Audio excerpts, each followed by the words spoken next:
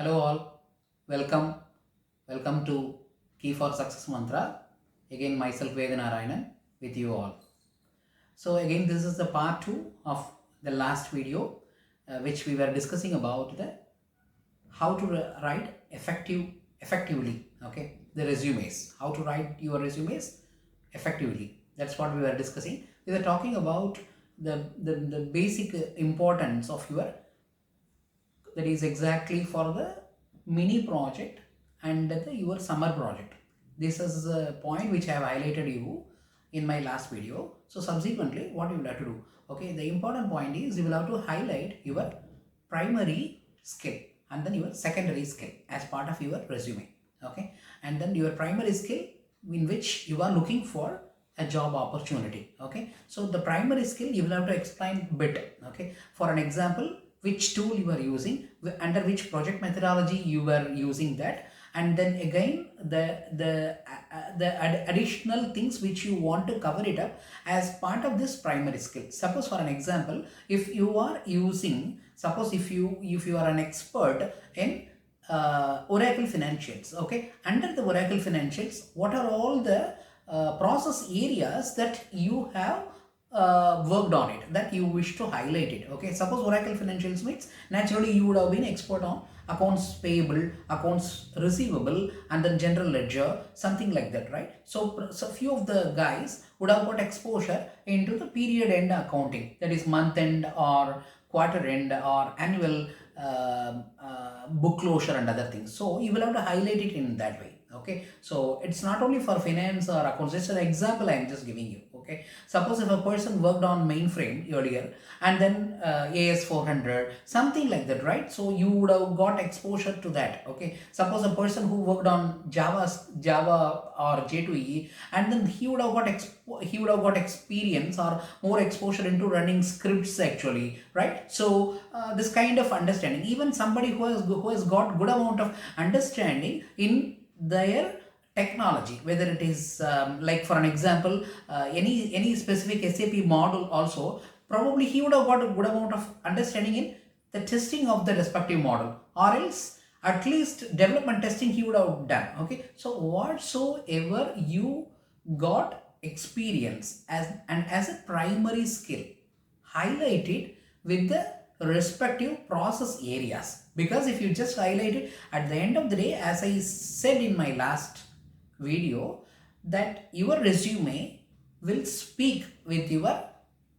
prospective employer. Okay, so you can communicate through your resume, and then even the discussion, technical discussion also will be only 30 minutes, 40 minutes, that's all. Okay, so within that stipulated time frame, you will have to convince the person who is sitting on the other side. Nowadays, because of this pandemic situation, most of the discussions are happening through telephonic or through Teams call, right? So you should be very, very clear that what you are communicating. You cannot write a essay over there in your resume, or else you cannot go and explain so many things as part of your discussion, as part of the technical discussion. The person will get bored. Okay, so you will have to talk to the point. That is what very, very important during the technical discussion. Exactly, that's what you will have to talk only on the bullet points, that's all. Okay, if a person is asking you to summarize, generally when the discussion starts, they will just tell you that there is, please help me with do a walkthrough of your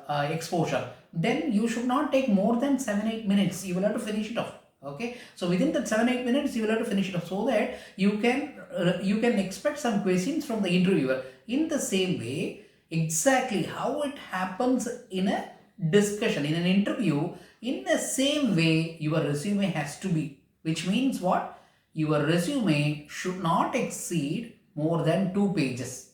Okay, you may be surprised, for a person who has got 20 years experience, more than 15 years experience, will it be possible for that person to keep his resume or her resume within 2 pages?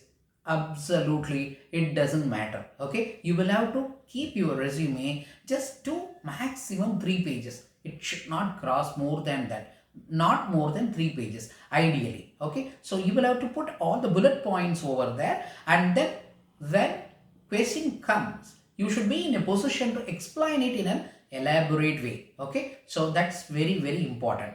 And then that is, I have already told you about primary skill, but again you need to mention the secondary skill. Okay, so somehow if you are working on one particular project, and then nowadays because of the core skill and the niche skill, there are some of the things are core skill and few of them are niche skill. Okay, so sometime your company may not get into the core skill, but they would do lot of projects in the niche skill. Okay, but due to some time during the time course of time, the company would have not have niche skill, but they may hold some project in the core skill. Okay, for an example, for your better understanding, a banking project is there. Okay, or else again you there is the project which you do is an aerospace project. When you do an aerospace project, but that the niche skill, which is again industry specific niche skill, some the project is not completed or it got over,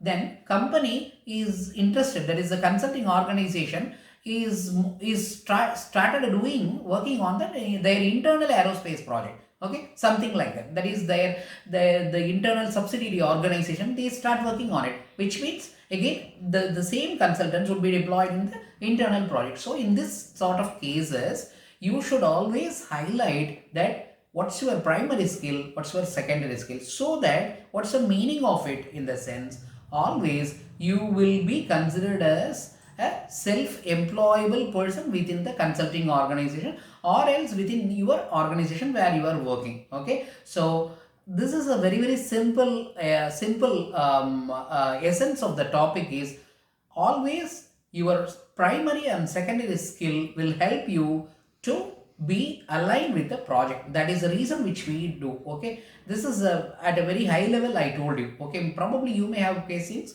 and then you can always post your queries and questions in the comment section. I will respond to you. And then it is not something which you can consider that too important, but definitely you need to make sure this particular point, that is nowadays people don't give references over the resume, and then again don't mention something which is again what you consider as like it's not only about the photographs or references of some particular person who is working in a reputed organization. Those references are no longer part of the resume. Okay, and what you can do is definitely a reference of your LinkedIn profile. Okay, that particular URL, please do it, please go and then mark that. Okay, so that is very important. People generally validate it with the respective LinkedIn URL. Okay, in a summary I told you now, so I hope you would be able to finish up and then give a practical view of a resume, and then you would have got or else you would have clearly noted down the points which I told you. Okay, so in case still if you get some questions, if you feel that is you need to get clarified on some of the questions, lot of articles being available in Google, but as I said, feel free to write to me also. And have a nice evening. Bye bye, see you in my next video.